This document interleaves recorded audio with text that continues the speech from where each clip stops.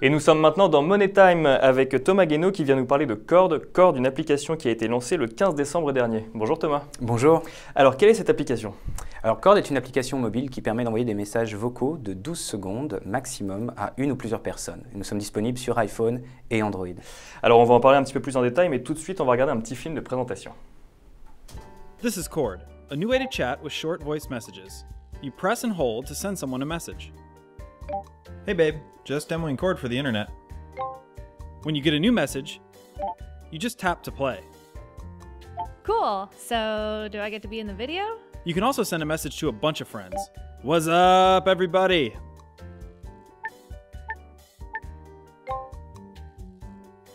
That's about it. Talk soon. Alors Thomas, dans le film qu'on vient de voir, on peut voir donc en fait c'est un système de textos vocaux. Comment vous est venue l'idée de créer une telle application? L'idée m'est venue par deux moyens. En fait, le premier moyen, c'est qu'en fait, j'étais assis dans une réunion à Google, là où je travaillais auparavant, et j'ai reçu un jour un MMS de notre nourrice, puisque ma femme et moi avons une petite fille de 2 ans, et c'était un message vocal où on entendait dire I miss you papa. Elle disait ça pour la première fois, c'était très touchant. Mais en fait, j'ai été choqué en regardant mon téléphone à quel point mon téléphone était excellent pour faire de la voix. Et donc, je me suis dit qu'il n'y avait pas de plateforme qui permettait de faire passer des messages vocaux qui étaient bien faites et bien pensées uniquement pour la voix. Et donc, ça m'a donné l'idée de créer une plateforme comme ça dédiée à la voix. De créer Cord. Et donc, vous l'avez dit tout à l'heure, donc vous êtes deux à l'origine du projet. Il y a donc vous et Jeff Baxter, et vous êtes tous les deux issus de Google, et plus précisément du Google Creative Lab. Google est une entreprise qui fait rêver un nombre de gens hallucinant. Pourquoi avoir quitté Google pour créer cette entreprise? Vous aviez le virus entrepreneurial? Oui, alors en fait, notre métier chez Google, c'était de créer, d'inventer, de designer de nouveaux produits, de nouvelles marques. Et donc d'ailleurs, c'est en partie lorsqu'on travaillait sur le marketing et le design et l'interface des nouveaux objets connectés, des nouveaux wearables, que nous avons eu l'idée de créer Cord. Donc je crois que ça nous a donné un petit peu le virus au final. À force de créer des fonctionnalités, des produits pour Google, on s'est dit pourquoi pas les faire pour nous-mêmes. Voilà. Et donc vous l'avez créé à New York, c'est une entreprise qui a 7 mois maintenant. Est-ce que ça a été facile d'entreprendre à New York? Oui, ça a été facile.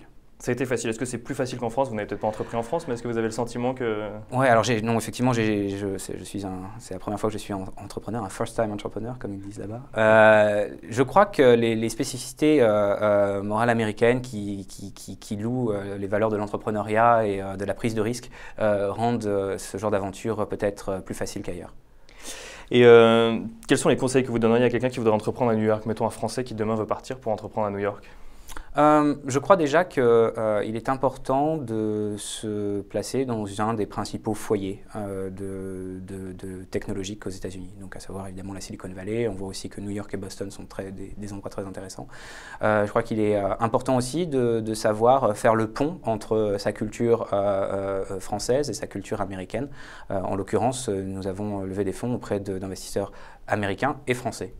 Et vous avez justement plus de 17 investisseurs qui vous ont suivi, donc c'est vraiment un projet qui plaît, les gens y croient. Donc le retour de la voix à l'ère du texto, du WhatsApp, du Messenger de manière générale, c'est quelque chose dans lequel on croit. Oui, absolument. En fait, ce qu'on voit aujourd'hui, c'est que la voix effectue son retour. J'en suis persuadé, 2015 sera l'année du retour de la voix. On a déjà vu qu'au cours de l'année 2013 et de l'année 2014, les gens se sont plus parlé au téléphone aux États-Unis qu'ils ne s'étaient parlé l'année précédente. C'est la première fois que cette tendance s'inverse. On voit aussi que les SMS sont en chute libre en termes de volume. On voit une décroissance à 2 chiffres dans la plupart des pays européens, asiatiques et américains. Et alors, comment on monétise un tel projet? Parce que j'imagine que vous l'avez développé en France, vous le développez en même temps aux États-Unis, il est également présent en Russie, enfin il est présent partout dans le monde en fait. Comment est-ce que vous comptez le monétiser? Eh bien, tout d'abord, il est important de comprendre que nous sommes très concentrés sur le fait de créer un produit qui va fonctionner et qui va plaire aux gens. On veut avant tout créer une audience, créer une relation entre nos utilisateurs et notre technologie. On va commencer avec les téléphones, et c'est aussi notre vision, et c'est ce qui a, je pense, conquis un certain nombre de nos investisseurs. Nous avons cette vision que la voix va être le moyen prépondérant de communication sur tous les wearables. Donc les montres connectées et les lunettes sont dépourvues de clavier. Donc on va utiliser la voix en premier premier lieu. Donc on va se concentrer d'abord dans un premier temps sur le fait de créer des applications pour ces plateformes et ensuite nous avons déjà pensé à la façon de monétiser notre application et là-dessus en fait on va tout simplement reprendre les principaux moyens de monétisation qui fonctionnent si bien dans la messagerie, que ce soit le freemium ou que ce soit les bundles. Bon, et on vous fait confiance pour effectivement croire que la voie va aller sur les montres et les lunettes, puisque vous avez notamment travaillé dessus chez Google. Une dernière question, ça marche partout dans le monde? Je peux aujourd'hui envoyer un message en Asie rien qu'avec votre application?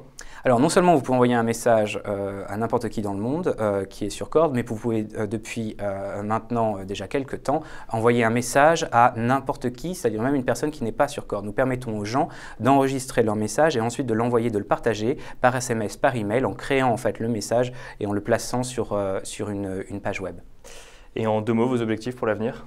Nos objectifs, c'est de créer une plateforme de communication uniquement dédiée à la voix qui pourra fonctionner sur tous les ordinateurs de demain. Merci beaucoup Thomas Guénaud, on vous souhaite beaucoup de succès. Merci. Quant à vous, merci beaucoup d'avoir suivi ce nouveau numéro et je vous donne rendez-vous la semaine prochaine, même jour, même heure, pour un nouveau numéro de Startup.